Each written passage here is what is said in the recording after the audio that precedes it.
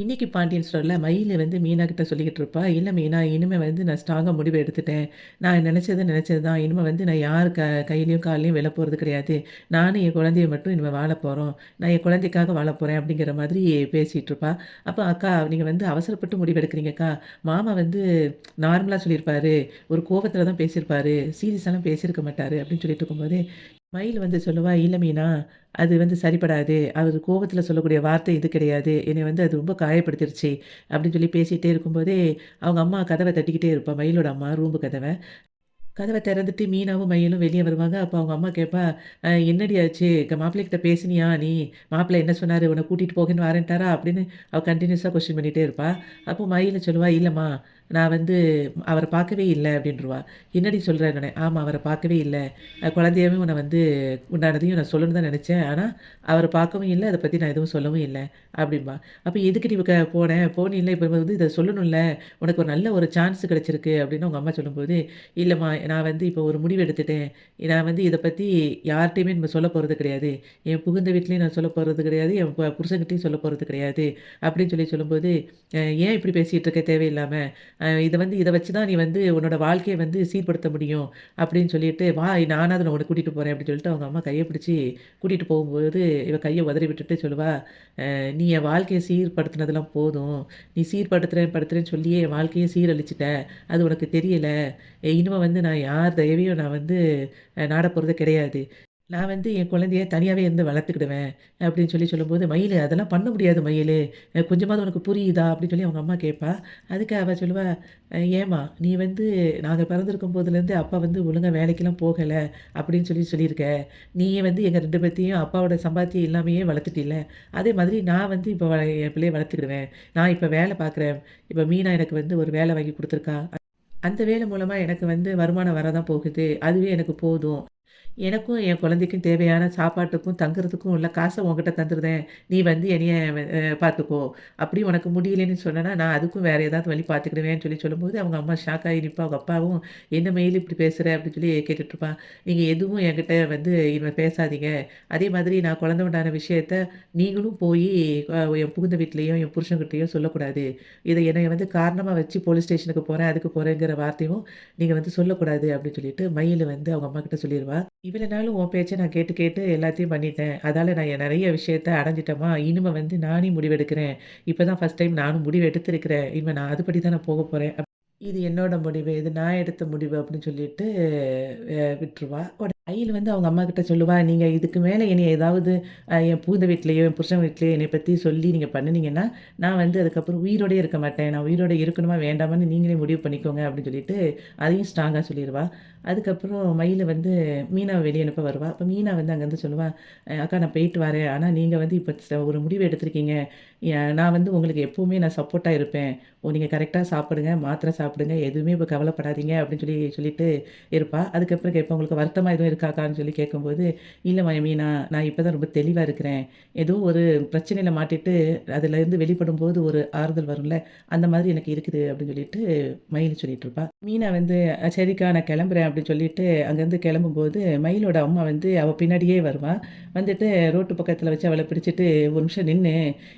மயில் வந்து மாப்பிள்ளைய பார்க்காம இப்படி வந்திருக்காளே, அதுக்கு நீ தான் ஒரு காரணமா?" அப்படின்னு சொல்லி கேட்பா. "நான் என்னங்க பண்ணுனேன்?" அப்படின்னு சொல்லிட்டு மீனா கேட்பா. "ஆமா, மயில் ஃபர்ஸ்ட்டு குழந்தை உண்டாயிட்டா. நீ இன்னும் குழந்தை உண்டாகல.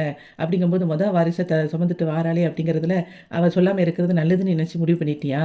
அதுக்கு தான் அவளுக்கு நீ இப்படி சப்போர்ட் பண்ணிக்கிட்டு இருக்கியா?" அப்படின்னு சொல்லிட்டு அவள தேவையில்லாம பேசிட்டு இருப்பா மயிலோட அம்மா. உடனே, "நீங்க சும்மா தேவையில்லாம ஏதாவது பேசிட்டு இருக்காதீங்க." அப்படின்னு சொல்லி சொல்லுவா மீனா. "அவளுக்கு நீ நல்லது பண்ணுனா, அப்ப அவள கூட்டிட்டு போய் அவ மாப்பிள்ளைகிட்டல எல்லாத்தையும் சொல்லியிருக்கணும். நீ அத பண்ணலில்ல. அப்ப நீ அவளுக்கு நல்லது பண்ணலன்னு தானே அர்த்தம்." அப்படிங்கிற மாதிரி மீனா கிட்ட வந்து அவங்க அம்மா சொல்லிட்டு இருப்பா. அதுக்கப்புறம் சொல்லிட்டு சொல்லுவா, "நீ என்ன சொல்றது? நானே போய் அவங்க வீட்ல எல்லாத்தையும் பேசுறேன். என் பிள்ளை குழந்தை உண்டானத எல்லாத்தையும் நானே சொல்லிக்கிறேன்." அப்படின்னு சொல்லி கிளம்ப போம்போது மீனா சொல்லுவா, "நீங்க போங்க. போயிட்டு மயிலக்கா அவமானப்பட்ட மாதிரி நீங்களும் அவமானப்பட்டுட்டு வாங்க." அப்படின்னு சொல்லுவா. அப்போ உடனே அவங்க அம்மா அப்படியே ஷாக் ஆகி திரும்பி பார்த்துட்டு, "என்ன சொன்ன?" அப்படின்னு சொல்லி கேட்பா. ஆமா, மயிலக்கா ஆல்ரெடி மாமாவ பார்த்துட்டாங்க. மாமா பார்த்து பேசினது எல்லாத்தையுமே அவ சொல்லுவா. சொன்ன உடனே அவனுக்கு அவ்வளோ தைரியம் வந்துருச்சா? என் பிள்ளைய இந்த மாரி சொல்றதுக்கு, என் பிள்ளைய எப்படி கேவலமா பேசியிருக்கான். நான் என்ன பண்றேன்னு பாரு அப்படின்னு சொல்லிட்டு திரும்பியும் போகும்போது, அப்போ இவ சொல்லுவா, "மயில் அக்கா வாழ்க்கையிலேயே இப்ப தான் வந்து ஒரு முடிவு எடுத்திருக்காங்க. அவங்க அதுபடி இருக்கட்டும். அவங்களுக்கு வந்து நீங்க சப்போர்ட்டா இருங்க. நீங்க மாமா வந்து இப்படி பேசிட்டாருன்னு சொல்லிட்டு நீங்க வந்து கேவலமா பேசிட்டாரு, அவமானப்படுத்திட்டாரு அப்படின்னு சொல்லி நீங்க ஃபீல் பண்றீங்களே, மயில் அக்காவ நீங்க எவ்வளோ அவமானப்படுத்துனீங்க? கொஞ்சமா பேசுனீங்க. அவங்களுக்கு சாப்பாடு வைக்கிறதுலேருந்து ஒவ்வொரு விஷயத்திலயும் நீங்க வந்து அவங்கள கேவலமா பேசுனீங்க. அதனால தானே அவங்க வந்து சாகுற அளவுக்கு போனாங்க. அவங்கள காப்பாத்தி அதுக்கப்புறம் கூட்டிட்டு வந்தேன். நீங்க வந்து சொன்ன பொய் எல்லாத்தையும் வந்து அவங்க கேட்டு, கேட்டு அவங்க அதுபடி நடந்து அவங்க வாழ்க்கையவே இப்ப தொலைச்சுட்டாங்க. இனிமையாவது நீங்க வந்து அவங்க என்ன முடிவு எடுத்திருக்காங்களோ, அவங்களுக்கு துணையா இருங்க. கொஞ்சம் மீனா அப்படி சொன்ன உடனே மயிலோட அம்மா சொல்லுவா, நான் வந்து என் பிள்ளைய பேசினேன்னா, அந்த நேரத்தில இருந்த சூழ்நிலையில பேசினேன் நானு. அதுக்காக என் பிள்ளைய நான் வந்து வேற மாதிரி பார்ப்பேனா?" அப்படிங்கிற மாதிரி அவ சொல்லுவா. அதுக்கு வந்து இவ மீனா சொல்லுவா, "நீங்க அவங்களுக்கு கடைசி வரைக்கும் சப்போர்ட்டா இருங்க. போலீஸ் ஸ்டேஷன் அது இது போகணும்னு நினைக்காதீங்க. ஏற்கனவே ஒரு பிரச்சனைய கொண்டுட்டு வந்து வேற மாரி போயிருச்சு. இனிமையாவது அவங்களுக்கு துணைவா கொஞ்சம் இருங்க." அப்படின்னு சொல்லிட்டு திரும்பியும் சொல்லுவா, மயிலோட அம்மாகிட்ட மீனா. அவங்க அம்மா அப்படியே வந்து கேட்டுட்டு அமைதியா இருப்பா. சரவணன் வந்து கோவில்ல வச்சு அஞ்சலிய பார்த்து பேசிக்கிட்டு இருப்பான். அப்ப அஞ்சலி கிட்ட சொல்லுவான், இங்க உன்னைய வந்து நான் டிஸ்டர்ப் பண்ணிக்கிட்டே இருக்கிறேனோ அஞ்சலி, சாரி எனக்கு இப்ப யார்ட்ட பேசன்னு தெரியல. அதனால தான் உங்கள வந்து நான் வர சொன்னேன் அப்படின்னு சொல்லி சொல்லுவான். எனக்கும் தெரியுது உன் குரல்ல வேற மாதிரி டிஃபரெண்ட்டா தெரிஞ்சுச்சு. அதுக்காகத்தான் நானும் கிளம்பி வந்தேன் அப்படின்னு அஞ்சலி சொல்லுவா. என்ன பிரச்சனை சொல்லு சரவணா அப்படின்னு சொல்லி கேட்கும்போது, இன்னைக்கு நான் மயில பார்த்தேன். காலையில கோயிலுக்கு வந்திருந்தா. நான் அவ நம்பர பிளாக் பண்ணியிருக்கேன் அப்படின்னு சொன்ன உடனே மீனா பொண்ண வச்சுட்டு என்னைய வந்து வர சொல்லியிருக்கா. நான் வந்த உடனே பார்த்தா அங்க மயில் இருந்தா அப்படின்னு சொல்லிட்டு, நடந்த விஷயத்த எல்லாத்தையும் சொல்லுவான் அஞ்சலி கிட்ட. அப்போ வந்து அஞ்சலி கேட்பா, சரி இப்ப என்ன விஷயம் சொன்னாங்க?" அப்படின்னு சொல்லி சொல்லும்போது, "அவ குழந்தை உண்டாயிருக்கேன்னு சொல்லி சொன்னா" அப்படின்னு சொல்லி சொல்லுவான். "குழந்தை உண்டாயிருக்காங்கன்னா அப்ப சந்தோஷமான விஷயம் தானே?" அப்படின்னு சொல்லி சொல்லுவா அஞ்சலி. "இல்ல அஞ்சலி, அவ வந்து பொய் சொல்றா" அப்படின்னு சொல்லி சொல்லுவான். அதுக்கு வந்து அவ சொல்லுவா, "அப்படி குழந்தை விஷயத்துல யாராவது பொய் சொல்லுவாங்களா?" அப்படின்னோனே, "இல்ல அவ சொல்லுவா. அவ ஏற்கனவே அப்படி சொல்லியிருக்கா.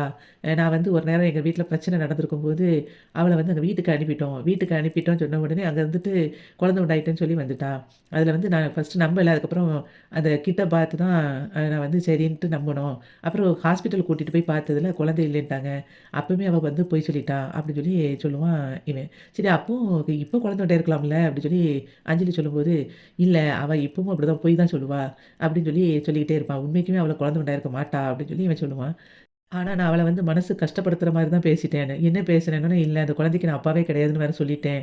அப்படின்னு சொல்லும்போது, "என்ன சரவணா இப்படி பேசிட்ட? இது வந்து தப்பு இல்லையா? நீ வந்து பேசுனது பெரிய தப்பு." அப்படின்னு சொல்லும்போது, "எனக்கு தெரியுது நான் அப்படி பேசக்கூடிய ஆளே கிடையாது. ஆனா அந்த மாரி என்ன பேச வச்சுட்டா இவ. உண்மைக்குமே அவ குழந்தை உண்டாயிருக்க மாட்டா." அப்படின்னு சொல்லிட்டே இவன் திரும்ப திரும்ப சொல்லிக்கிட்டே இருப்பான். ஆனா வந்து எனக்கு மனசே கஷ்டமா இருக்கு. இப்படி நம்ம பேசிட்டோமேங்கிறது மனசும் கஷ்டமா இருக்குன்னு சொல்லிட்டு சரவணன் சொல்லிக்கிட்டு இருப்பான். ஆனா, அந்த கண்டிப்பா அவ குழந்தை உண்டாயிருப்பாங்கங்கிறதுல எனக்கு நம்பிக்கை இல்லவே இல்லைங்கிறதையும் சொல்லுவான். நைட்டு வந்து மீனா மயிலுக்கு கால் பண்ணுவா. அப்ப கால் பண்ணும்போது மயில் வந்து ரோட்ல நடந்து போயிட்டுருப்பா. அப்ப மீனா கேட்பா, "அக்கா நீங்க என்ன வெளிய இருக்கீங்களா? கார் சத்தம்லாம் கேட்குதே!" அப்படின்னு சொல்லி கேட்பா. "ஆமா மீனா, நான் வெளிய நடந்துகிட்டு இருக்கேன். மாத்திரை கொஞ்சம் காலியாயிட்டு அத வாங்குறதுக்காக போய்க்கிட்டு இருக்கேன்." அப்படின்னு சொல்லி சொல்லும்போது, "வீட்ல யாரும் இல்லையாக்கா?" அப்படின்னு சொல்லிட்டு மீனா கேட்பா. "இல்ல மீனா, எனக்கு கொஞ்சம் எனக்குமே வீட்ல இருக்கிறதுக்கு கொஞ்சம் ஒரு மாதிரி இருந்துச்சு. அதான் கொஞ்சம் அப்படியே நடந்து போயிட்டு வரலாமேன்ட்டு போய்க்கிட்டு இருக்கேன்." அப்படின்னு சொல்லி சொல்லுவா. அதுக்கு வந்து மீனா சொல்லுவா, "எனக்குக்கா உங்ககிட்ட பேசிட்டு வந்ததுலேருந்து உங்க ஞாபகமாவே தான்க்கா இருக்குது. கொஞ்சம் கரெக்ட்டா இருந்து சாப்பிட்டு நல்லபடியா இருங்கக்கா. வேற எதையும் யோசிக்காதீங்க. உங்களுக்கு எப்ப வேணும்னாலும் எனக்கிட்ட கால் பண்ணுங்க எனக்கா எனக்கா" அப்படின்னு சொல்லி சொல்லுவா. அதுக்கு மயிலு சொல்லுவா, "நீ உன் வாழ்க்கையில உன்ன வந்து நான் மறக்கவே மாட்டேன் மீனா. நீ இப்ப சப்போர்ட்டா இருக்கிறது எனக்கு அவ்வளோ பெரிய ஆறுதலா இருக்கு." அப்படின்னு சொல்லிட்டு ஃபோன வச்சுருவா.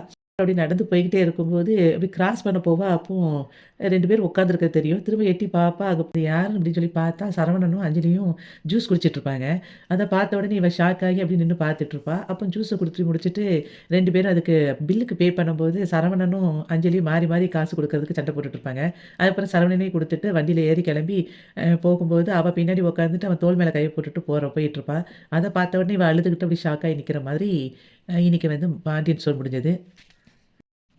வீடியோவுக்கு ஒரு லைக் குடுத்து, சேனல சப்ஸ்கிரைப் பண்ணுங்க. நன்றி.